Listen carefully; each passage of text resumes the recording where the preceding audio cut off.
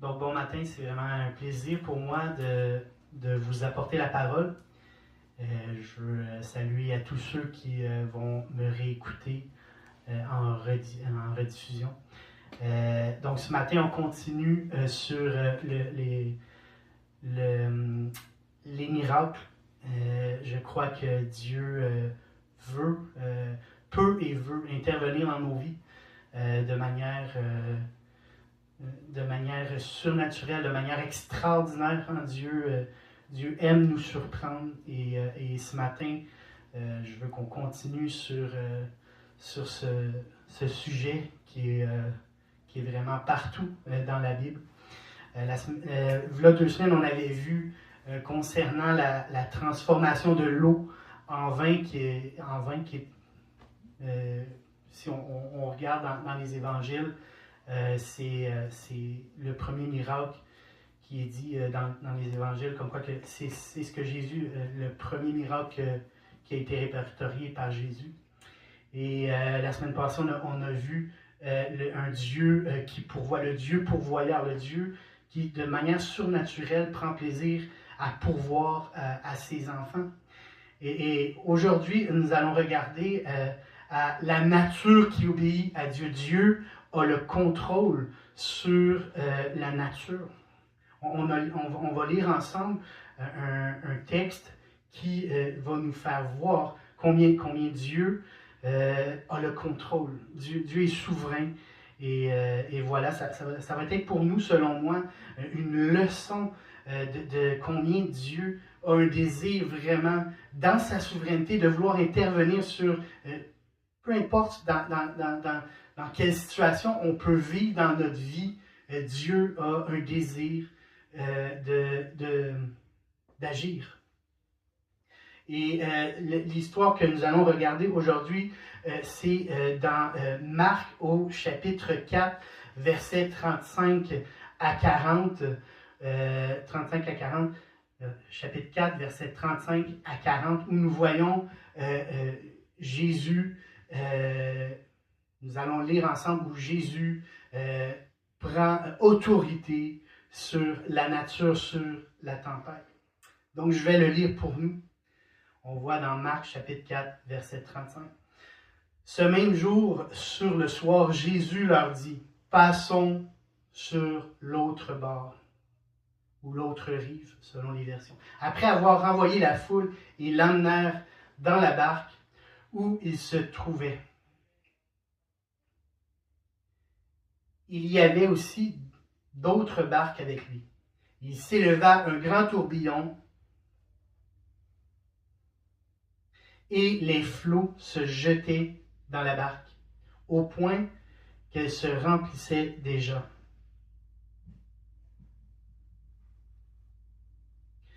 Et lui, il dormait à la poupe sur le coussin. Ils le réveillèrent et lui dirent, « Maître, ne t'inquiètes-tu pas de ce que nous périssons? »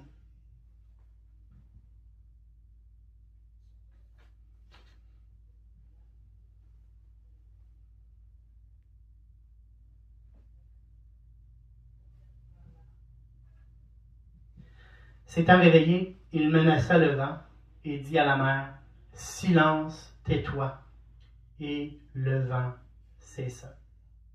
Il y eut un grand calme. Puis il leur dit, « Pourquoi avez-vous si peur? Comment n'avez-vous pas de foi? » Ils furent saisis d'une grande frayeur. Et ils se dirent les uns aux autres, « Quel est donc celui-ci à qui obéissent le vent et la mer? » Donc voilà, c'était la parole de Dieu pour ce matin. Alors, j'aimerais ça juste, avant d'aller plus loin, juste prier à Dieu. Alors, Seigneur Dieu, j'ai besoin de ta présence, j'ai besoin de ce que tu parles, que tu agisses, Seigneur, parce que je ne peux rien faire sans toi. Donc viens prendre le contrôle, Seigneur. Je veux me soumettre à ta direction, Seigneur. Dans le nom de Jésus. Amen. Amen. Donc, j'aimerais ça juste faire ressortir ici dans le texte quelques observations, mais aussi des révélations, des choses qui vont nous amener à grandir dans notre foi. Hein, parce que je crois que ce texte est justement là pour nous amener à grandir, nous amener à évoluer avec notre relation avec Jésus. Hein, parce que je crois que c'est le but. Hein. Donc, la première chose que je veux faire ressortir aujourd'hui dans le texte, c'est passons de l'autre côté. Passons de l'autre bord. Passons de l'autre côté de la rive. Hein? Il arrive des moments dans notre vie où on est appelé à aller de l'autre côté. Hein? Venez avec moi. C'est un appel à une percée. C'est un appel à aller de l'autre bord. Hein? Jésus, lorsqu'il nous parle, lorsque Jésus nous dit, lorsqu'il nous donne une direction, lorsqu'il nous donne une consigne, lorsque Jésus a un plan. Hein, la vérité, c'est que Jésus a un plan pour notre vie. Et il va le faire. Il va nous communiquer. Il va nous interpeller. Il suffit d'obéir à sa voix. On est appelé à obéir à sa voix, à sa direction. Passons de l'autre bord. Soyons attentifs. Ce matin, c'est un appel à être attentif à ses consignes, à ses instructions, à sa voix, à ce que Dieu s'attend de nous. Parfois, nous sommes un peu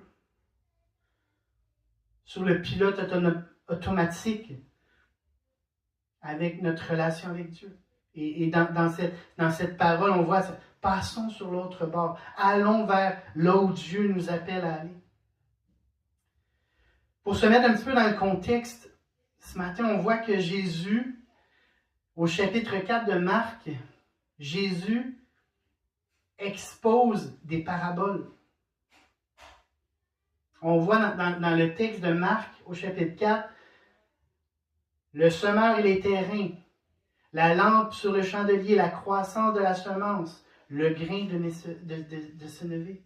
On voit que Jésus parlait en énigme, en parabole.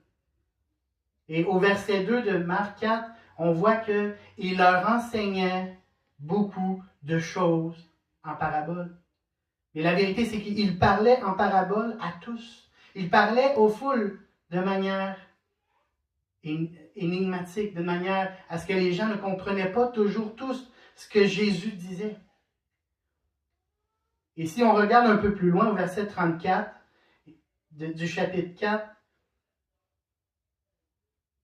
l'Évangile, il est écrit, il ne leur parlait point sans parabole, mais en particulier, Jésus prenait ses disciples et il expliquait à ses disciples. Il allait plus loin avec ses disciples.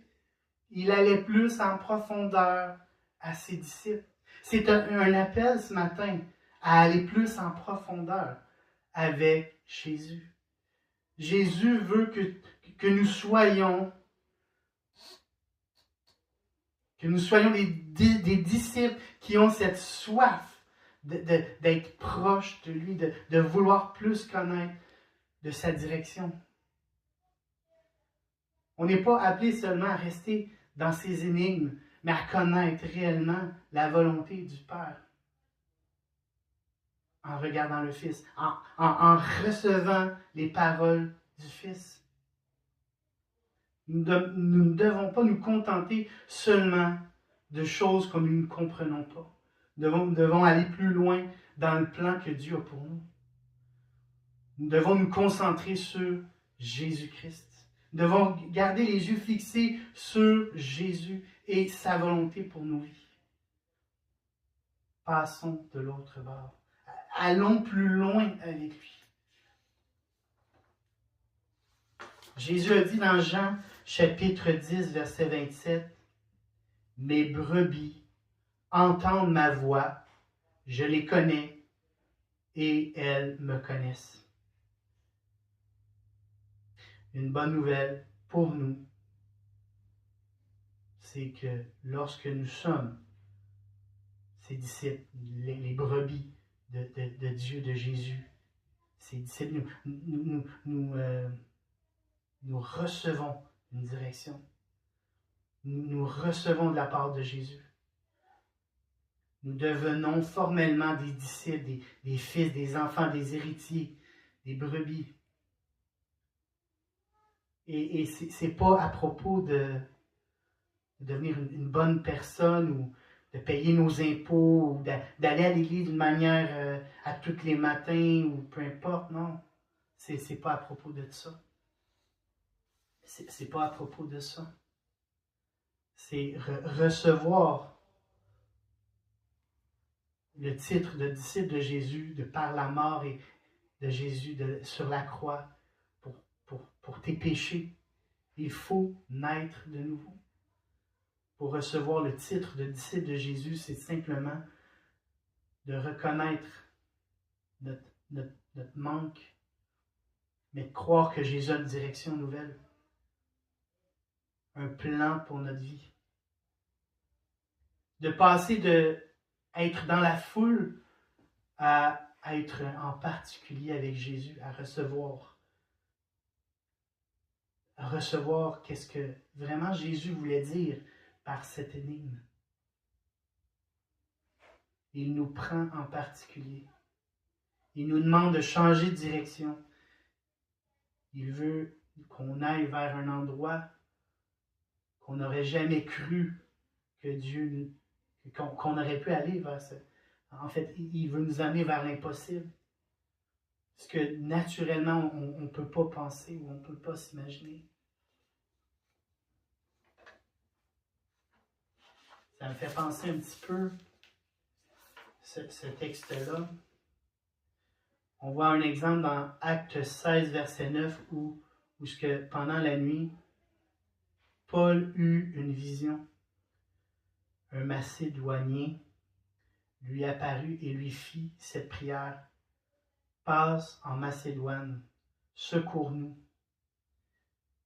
Après cette vision de Paul, nous cherchâmes aussitôt à nous rendre à Macédoine, concluant que le Seigneur nous appelle à y annoncer la bonne nouvelle. Je crois ce matin qu'il y a peut-être quelqu'un qui entend cette parole puis qui reçoit.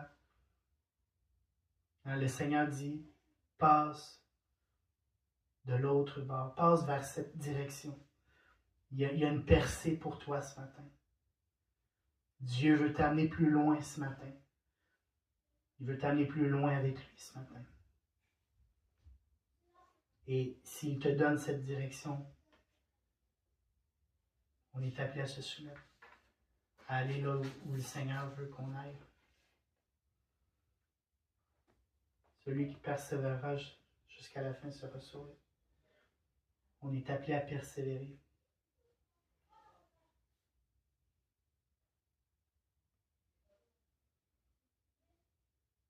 C'est pas toujours évident, c'est pas toujours facile. Quand on pense à des problèmes, des conflits, des maladies, des problèmes financiers, des problèmes de santé mentale, la pauvreté, la vie n'est pas destinée à être sans embûche. Mais la Bible nous appelle à nous positionner face à l'adversité. On est appelé à prendre position.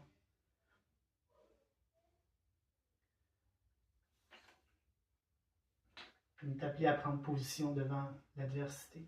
Ce qui va m'amener à la deuxième chose que je veux parler, c'est il s'éleva un grand tourbillon et les flots se jetaient dans la barque. Les flots se jetèrent dans la barque. On voit ici quelque chose qui est en train de prendre place dans la vie des disciples. Passe de l'autre côté, vole de l'autre bord, mais alors que tu prends position puis tu te déplaces vers la direction que le Seigneur te demande d'aller, il y a des grands tourbillons qui prennent place. Il y a des choses que tu ne comprends pas. Il y a des problèmes qui fait surface dans notre vie. Puis c'est normal. La Bible n'a jamais dit qu'il n'y aurait plus jamais de soucis. Mais dans Matthieu 28, verset 18,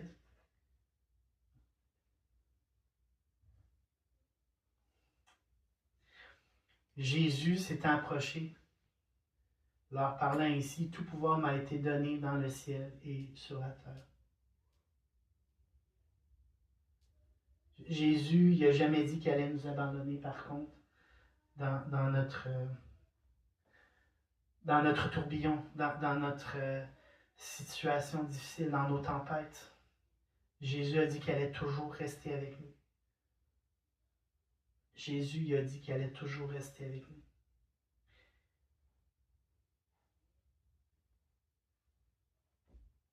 Et ici, dans la situation que Jésus fait face dans le bateau, je voudrais faire ressortir deux choses intéressantes. D'abord, c'est que alors qu'il y a la tempête, alors qu'il y a les flots qui rentrent dans la barque, puis c'est la totale, là, les disciples sont vraiment dans l'inquiétude, dans l'anxiété, dans la peur, mais Jésus, lui, il est où? Jésus, lui, il est où? Jésus dort. Jésus se repose. Je crois que Jésus veut nous exprimer le principe du shalom, le principe de la paix surnaturelle. Jésus veut nous interpeller à cette paix qui dépasse l'entendement. On voit dans Nombre 6, verset 24-26, que l'Éternel te bénisse et te garde, que l'Éternel fasse luire sur sa face, sur toi, et qu'il t'accorde sa grâce, que l'Éternel tourne sa face vers toi et qu'il te donne le shalom, la paix. On est appelé à expérimenter la paix de Dieu. Ce matin, c'est un appel à expérimenter la paix qui est en Dieu seul. Soyons remplis de la paix de Dieu ce matin. Laissons-nous remplir de la paix. Ce matin, on prend autorité sur tout ce qui peut tourner autour de nous, qui n'est pas de Dieu, qui est anxiogène, qui veut nous détruire. Toutes les dettes qui se sont accumulées après le temps des fêtes, toutes les diagnostics qui essaient continuellement de s'attacher à nous, puis que le shalom, Dieu est là, puis il veut reposer sur nous. Il veut nous donner une paix qui dépasse l'entendement.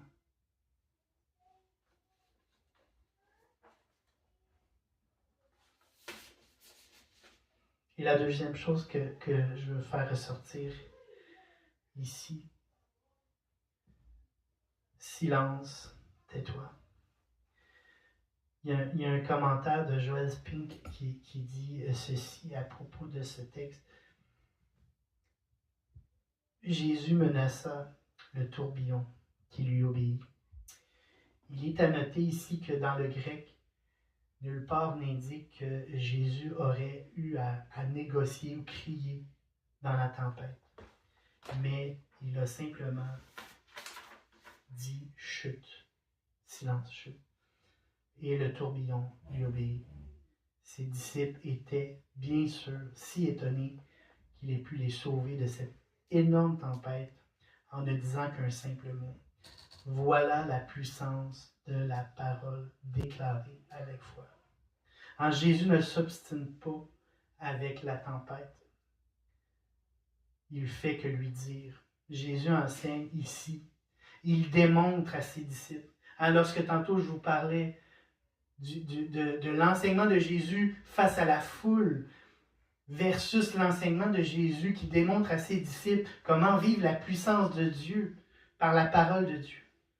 Jésus était en train de leur montrer la puissance de la déclaration de la parole de Dieu. Dans Romains 10, verset 17, Paul dit ceci, « Ainsi la foi vient de ce qu'on entend, et ce qu'on entend vient de la parole de Christ. » Il y a une parole puissante parole de Jésus, la parole de Christ, qui dit aux montagnes, qui dit à toutes les adversités de nos vies, qui parle et qui leur donne de s'en aller, de les renverser. Et des fois, on ne comprend pas toujours de la manière dont Jésus va s'y prendre, mais il va le faire. Et je crois que les disciples de Jésus, on est appelés, on a reçu, et donc on est appelé à donner gratuitement, de par cette même autorité qui est en nous, qui est avec nous. Ne laissons pas l'adversaire nous dire le contraire, nous mentir. Soyons attentifs et mettons-nous en position.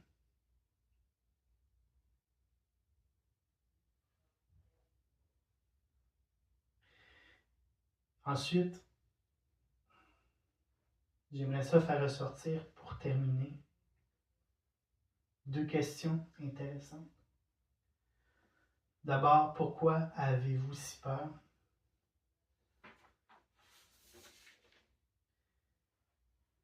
Et comment n'avez-vous point de foi? Il est intéressant de voir ces questions. Je crois que Jésus était en train d'exposer deux questions qui sont littéralement au cœur de l'être humain, des bêtes, comment on appelle ça, des bêtes noires, des espèces de bébites qui est en nous par rapport à la peur et le manque de foi. Je pense que Jésus a profité de la tempête du moment pour faire apprendre à ses disciples. Il était en train de parler librement à ses disciples sans détour. On doit savoir que souvent, Jésus, les personnes à qui il donnait des réprimandes, c'est soit aux chefs religieux qui étaient ses opposants ou ses disciples. Et ici, je crois que Jésus était en train d'utiliser la situation. Puis des situations qui étaient à prime abord, un moment désastreux, des désastres, des tourbillons, des tempêtes dans la mer, où les barques étaient en train de se remplir, ils allaient périr. Eux ils connaissaient les mers, c'était des pêcheurs, ils connaissaient la situation dans laquelle ils étaient, et ils savaient qu'ils allaient périr. Ils savaient. Mais Jésus avait des choses à leur faire comprendre. Et il leur enseigne d'abord à propos de la peur. La peur ici qui concerne la crainte, l'aspect de ne pas vouloir aller au-delà, de ne pas croire comme nous devrions le faire, être timide devant le plan de Dieu.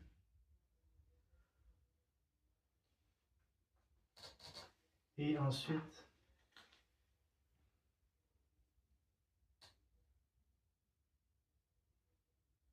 on voit à propos de la foi. Jésus était en train d'enseigner à ses disciples à propos de la foi. Il parle à propos de la foi. Et ici, le terme, c'est vraiment... Le terme ici qui est utilisé, c'est « Vous n'avez pas encore la foi. » Vous n'avez pas encore la foi. Ça me fait un peu penser dans Jean au chapitre 14, verset 9, où ce que Jésus parle à Philippe et il dit, il y a si longtemps que je suis avec vous et tu ne m'as pas connu, Philippe. Celui qui m'a vu a vu le Père. Comment dis-tu, montre-nous le Père? Montre-nous le Père. Je crois que ce matin, c'est un appel alors qu'on entend ce texte, on entend cette parole, de dire Jésus, donne-nous plus. Jésus, donne-nous plus de foi. Jésus, augmente-nous notre foi ce matin. Alors qu'on est dans la tempête, alors qu'on voit que les flots rentrent dans la barque. Seigneur, augmente-nous la foi. Seigneur, merci de nous donner cette autorité que seul toi peux donner. C'est un appel ce matin à comprendre que Jésus veut plus. Jésus veut plus de notre attention.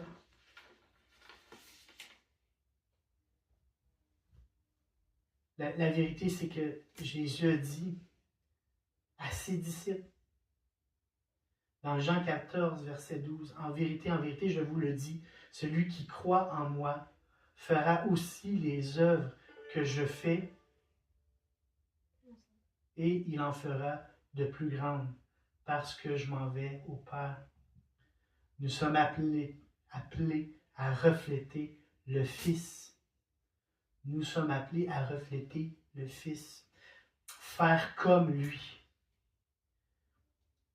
L'apôtre Paul a dit dans Colossiens 3,17, toute votre vie, parole et action doit refléter Jésus, doit refléter le Christ. Alors, parfois, nous sommes un peu comme cette image où on voit cette image d'un homme qui sait qu'il y a un micro-ondes. Il sait que le micro-ondes, il y a une plug. Puis cette plug-là, ben, il voit la prise de courant.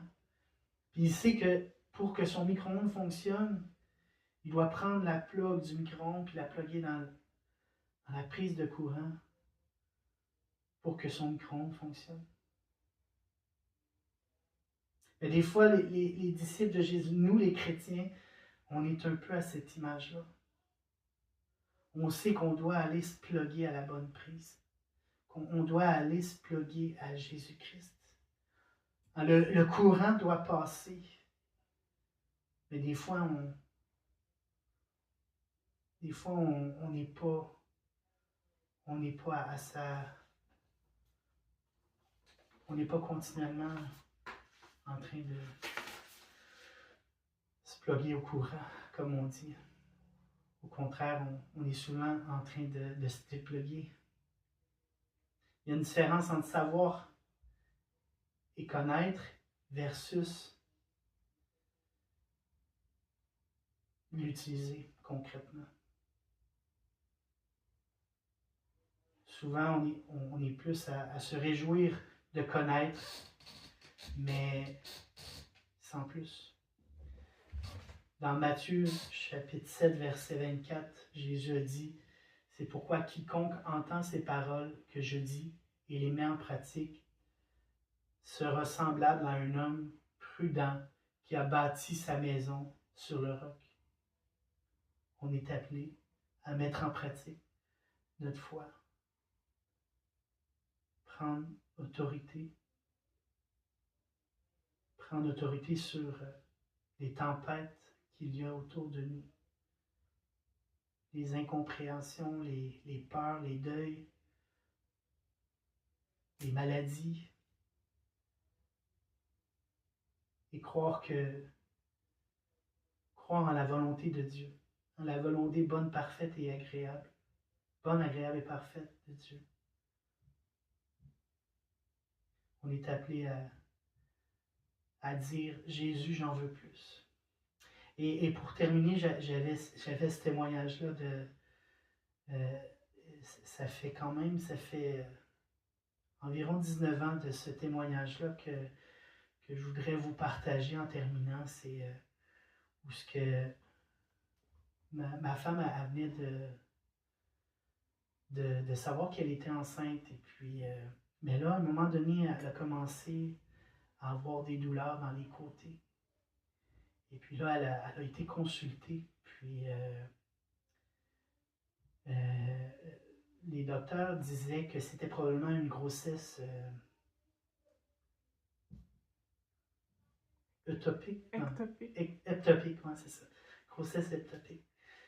Qui voulait dire que le bébé était en train de se former, mais dans les trompes.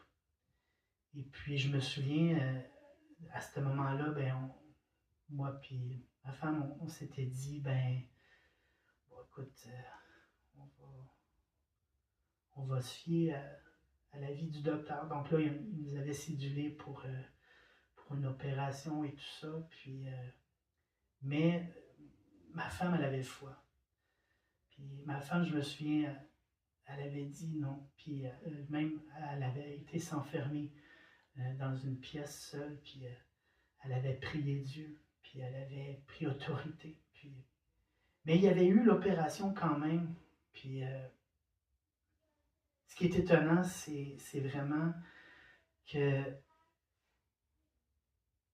ils ont fait l'opération, ils ont ouvert les trompes et lorsqu'elle s'est réveillée le matin, le docteur lui a dit « On ne comprend pas,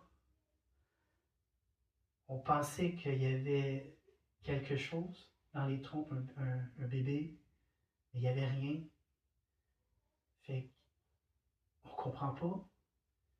C'est sûr par contre que ça se peut que vous n'aurez plus d'autres enfants par la suite, parce que là, on a tout ouvert les trompes. Fait que c'est resté de même. Puis là, 9 mois plus tard, il y a Maë qui est née.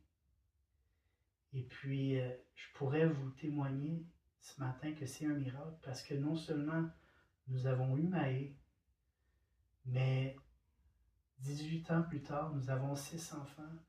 Et Dieu nous a étonnés par ce miracle où il a renversé le diagnostic. Il a dit non, c'est faux. Hein? Dieu a renversé, Dieu a fait un miracle. Dieu a renversé les choses. Et je crois en cette parole, que Dieu, il dit silence, et je m'occupe du reste. Et il y a un calme qui arrive. Il y a le shalom qui prend place. Et ce matin, c'est un appel à augmenter notre foi, à croire que Dieu veut et peut et va intervenir dans vos vies. Peu importe la tempête qu'il y a, peu importe la chose qui s'agite, Dieu va intervenir. J'aimerais ça juste qu'on prenne un petit moment de silence. Un moment de silence dans la prière. Seigneur Dieu, merci de t'adresser à nos cœurs ce matin. Merci de nous parler.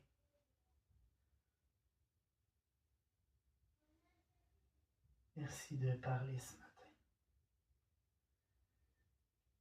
Merci Seigneur de calmer les tempêtes. Merci Seigneur de nous parler, de calmer les tempêtes ce matin. Seigneur, merci de nous prendre, de nous prendre à part afin de nous montrer, de nous indiquer, de nous instruire, de nous corriger, Seigneur, de nous faire savoir, mais de nous amener plus loin. Ce matin, Seigneur, ma prière, c'est encore une fois, augmente ma foi. J'ai soif de toi. Fais-moi voir ta gloire, Seigneur Jésus. On a besoin de toi, Seigneur. On a besoin que tu interviennes dans nos vies. Viens faire un miracle dans ma vie. Viens faire un miracle dans la vie de celui qui entend cette parole et qui sait qu'il a besoin de quelque chose, une intervention miraculeuse dans sa vie, qu'ils puissent le vivre, l'expérimenter ce matin, qu'ils puissent y avoir foi. Dieu est en train de faire la chose que humainement on ne peut pas faire. Merci Seigneur Jésus. Merci de nous remplir de ton Saint-Esprit ce matin. Dans le nom de Jésus. Amen. Amen.